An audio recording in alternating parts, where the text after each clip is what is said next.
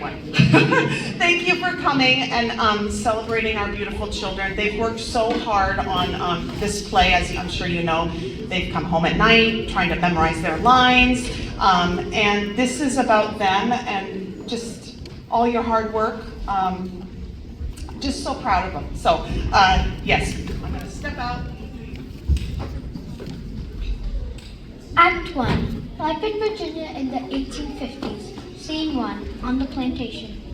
In Virginia during the 1850s, tobacco was very important. Unlike plantations in the deep south that grew cotton, Virginia plantations grew tobacco. In the town of Richmond, Virginia, there were 17 large tobacco factories. At least 100 enslaved people were forced to work on these factories. Before tobacco was sold in Richmond, it was grown on these plantations. Before tobacco was sold in Richmond, it was grown on these plantations. Enslaved people worked all year long. They planted the tobacco, picked it, cut it, carried it, hung it up, and dried it. Then it was taken to Richmond to be sold. Let's listen to Henry and his mother talking in their tiny cabin about their lives as enslaved people.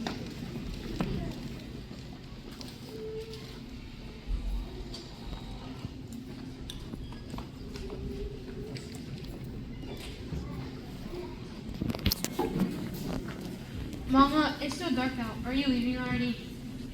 Yes, my darling. I'm needed in the... What is it? Yes, my darling. I'm needed in the kitchen to prepare the meals. You know this. Get up and get ready. Meet me in the big house when the sun rises to help serve. Then, Master wants you to yoke up and bring the water to the field workers. Mama. I know Miss Hollis live in the kitchen, but she doesn't even run up fast enough. Mama, can I work with Robert in the stables? I can take care of the horses so well. And Mama, the yoke is so heavy with all that water. Do I have to? And besides, the mistress is teaching young Master Elijah and Matthew how to read using the Richmond newspaper today. I can serve the tea and cakes and learn to read and goings on in town. Now you both listen to me. You know reading will lead to a whooping. We stay out of the goings outside this plantation.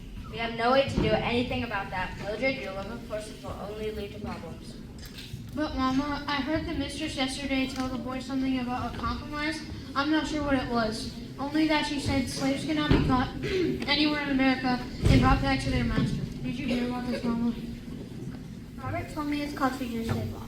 I can't imagine being haunted like a wild animal out in the woods. Shh, keep your voices down. Dogs and bounty hunters can now hunt escaped people all the way to Canada. Lucinda from the kitchen told me this yesterday. That means keep your heads down and do what you're told. You sir and ma'am, and don't think about the goings outside this place. Remember what happened to your father. Once Master learned that he was reading us the Bible. He was sold down south. I can't let that happen to you too.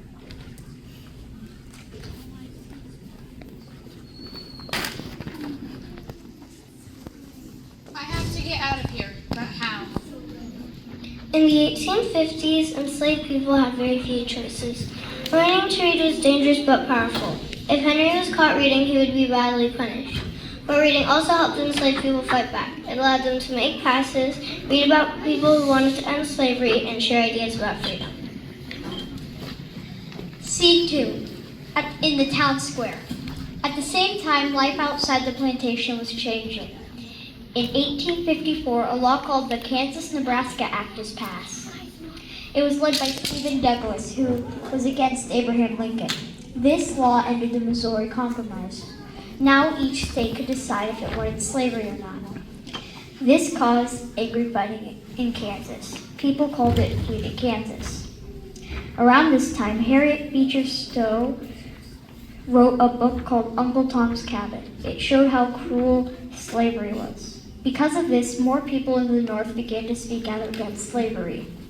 Then, in 1857, the Dred Scott decision said that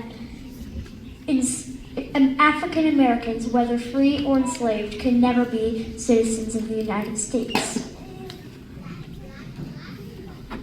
All of these events made people angry and divided.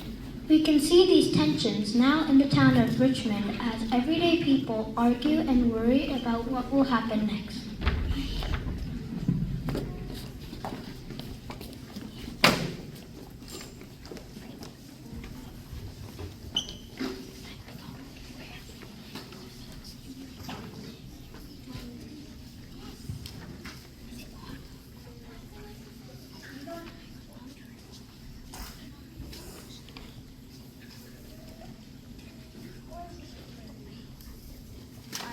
partner are now. Bro, it's not.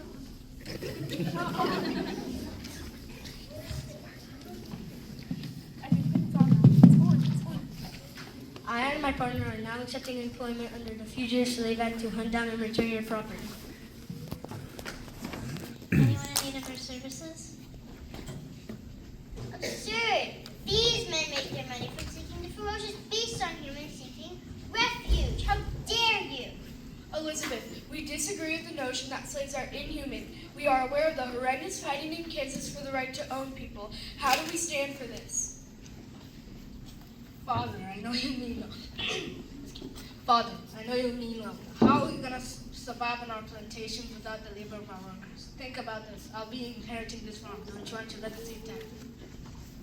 Son, we know our economy is dependent on labor, and yet it must be enslaved labor. Look at the North. Their ability to employ free labor has built up their cities, railroads, and canals. Yes, the regulators resorting to this pitiful treatment is unacceptable against law. We are Southerners, proud of our roots. We can never resort to Northerners. We will not succumb to Lincoln and his radical Republicans. We shall secede before them. Long live the South!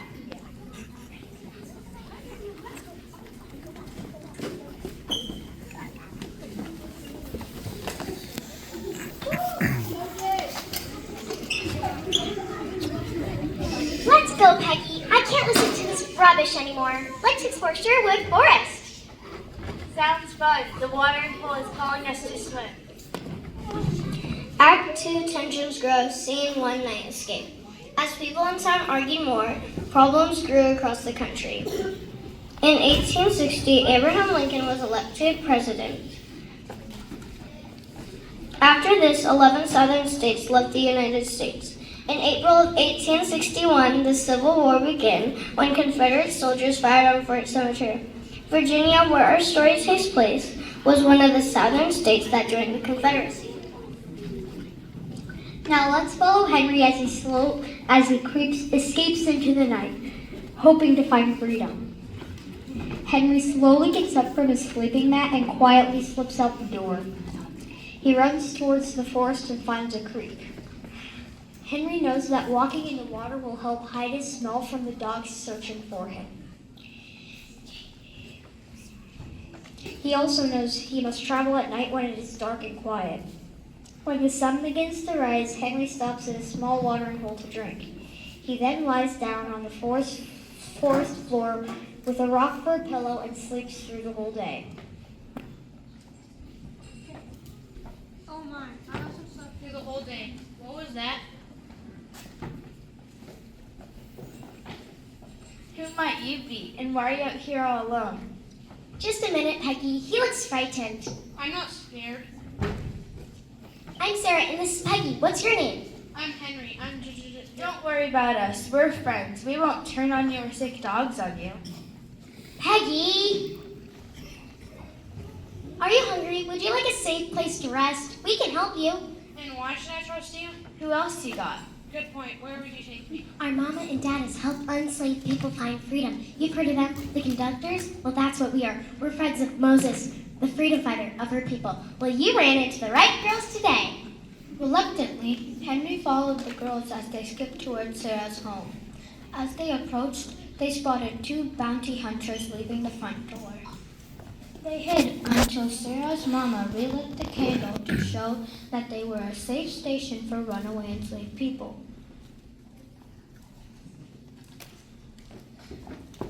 The kids raced to the door. Elizabeth wrapped her arms around the girls while Laura covered Henry in a warm blanket and led him inside.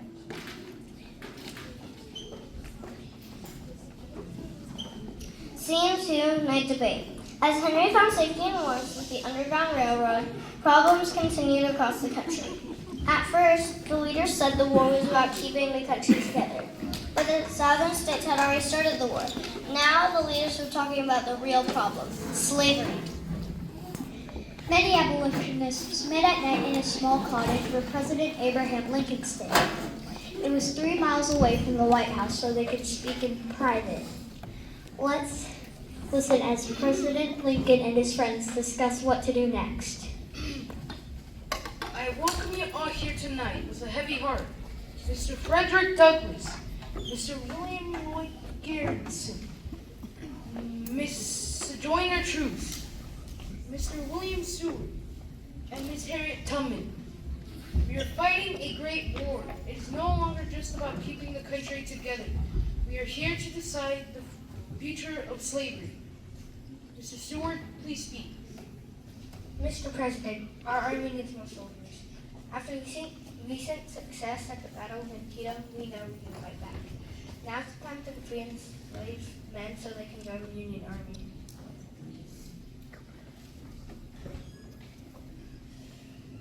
I believe in freedom and respect them after the war. Are we truly going to fight? What kind of life will they have when the war is over? Along with our women, sirs, what will become of us? Yes, we must start somewhere, but alas, let's remember our ladies. Mr. President, it's not light we need but fire. Something will shower by the thunder, the storm, the whirlwind, and the earthquake. Let's move to end this tragedy called slavery now. The fact is, Mr. President, the two systems, slave and free labor, are incompatible. They've never permanently existed together in one country, and they never can. Miss Tubman, please speak. God sent me to help free my people. I led 17 trips and helped free 70 enslaved people. We traveled through swamps, rivers, and dangerous places with wild animals and dogs.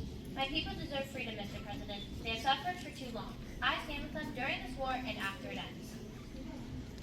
Ms. Tubman is right, Mr. President. But the question remains, are right and wrong convertible terms depend upon popular opinion? Enslaved people must be free forever. It's the right thing to do, no matter the opinions. I value all your ideas. I will think carefully before making this decision. If I decide to share this document with the nation, it will be called the Emancipation Proclamation. Act 3. Freedom during the fight. Scene 1. Henry reunites with family. Many weeks pass. Henry waits for the all clear to move on to the next Underground Railroad station. But with the war raging, danger lurked around every tree. One afternoon, 3 visitors arrived.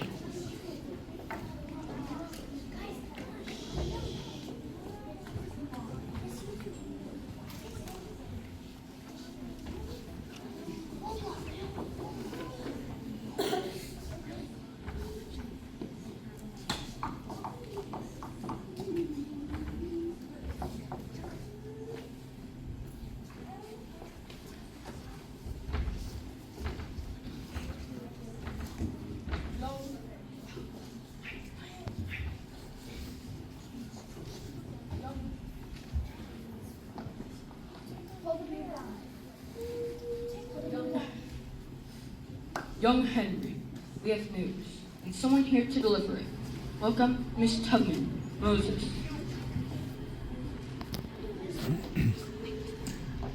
Miss Tubman arrived. Only waiting to go to the meeting about Miss Tubman.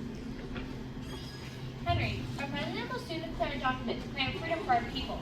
Until then, I advise you to remain in the care of these kind folks until that news is officially released. Then Leo and Jacob will help you reunite with your family. Do you understand, you ma'am?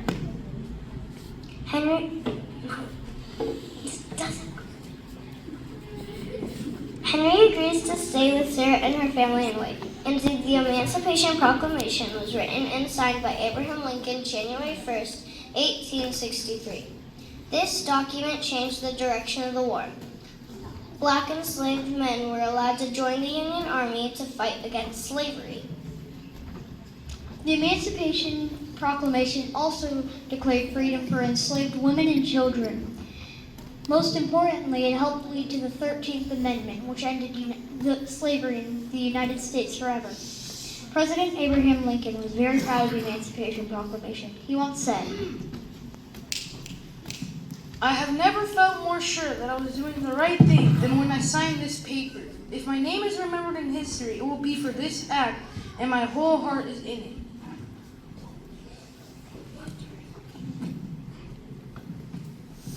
One day, months later, Henry, Sarah, and Peggy were playing outside.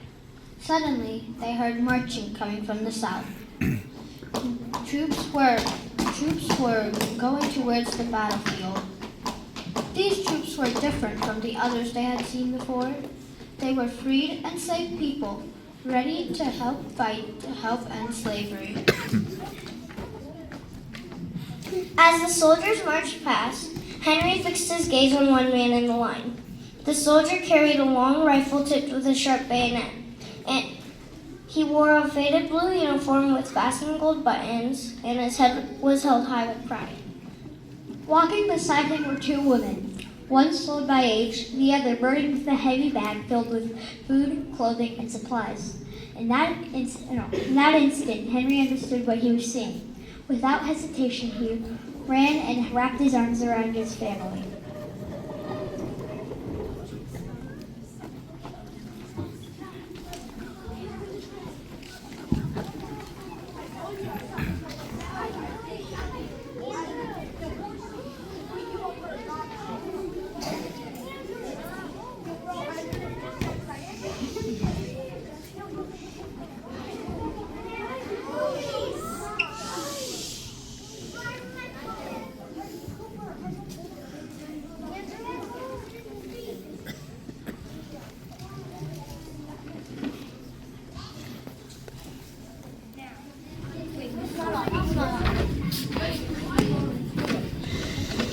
Now, we would like to end this play honoring Abe Lincoln and all the brave soldiers who fought in the Civil War. We're going to speak the Gettysburg Address down with them. Oh, and before we do that, I got a question for you. Are we truly United States? Think about it. Abraham Lincoln and many others abolished slavery. The Civil Rights Movement stopped segregation, but none of that stopped the racism.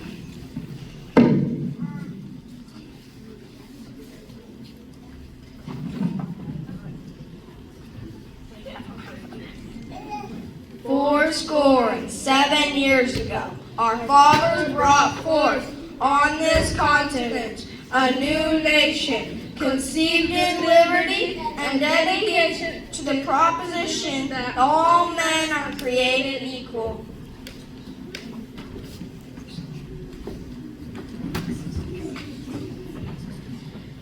Now we are engaged in a great civil war, testing whether that nation or any nation so conceived and so dedicated can long endure.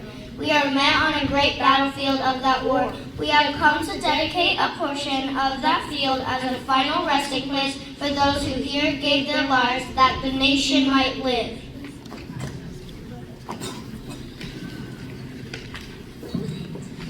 It is altogether fitting and proper that we should do this, but in a larger sense, we cannot dedicate, we cannot consecrate, we cannot hallow this ground.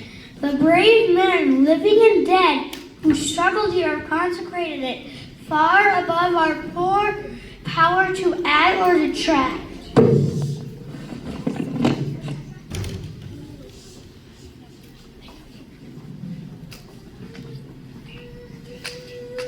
The world will little note nor long remember what we say here, but it can never forget what they did here. It is for us, the living, rather to be dedicated here to the unfinished work which they who here have thus far so nobly advanced. It is rather for us to be here dedicated to the great task remaining before us, that from these honored dead we take increased devotion to that cause for they gave the last full measure of devotion.